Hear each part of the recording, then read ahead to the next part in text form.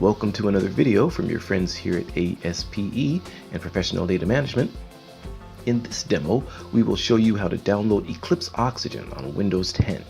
Now, in order to follow along with upcoming labs in this series, you will need to first download Eclipse because it is an essential component that will be utilized in our labs. So let's go ahead and get started.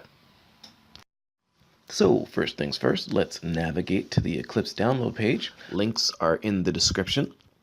In the Eclipse installer window, select your operating system. Click download to download the Eclipse Windows installer. And once it downloads, let's go ahead and open it up. Now mine is opening on a screen that you can't see, so I'll go ahead and drag it down here. And we're going to select Eclipse IDE for Java developers. Accept the defaults and click the install button. Then we're going to accept the license agreement so we can continue the installation. And once that's ready, we will have the option to launch Eclipse. So let's go ahead and do so. Once again, for me, it's opening on a different screen, so I'll go ahead and drag it down so you can see it. Accept the default workspace for now and click launch.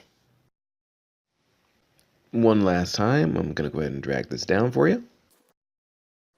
We're going to close this welcome window so you can see that a nice, fresh new workspace is ready to go, indicating that the installation was successful. So that's it, that's all. What we did here was a quick install of Eclipse Oxygen. As I said earlier, this will be an important component to have for our upcoming DevOps and Agile videos because we will be using it for a lot of our labs. We'll see you guys next time. Thank you for watching.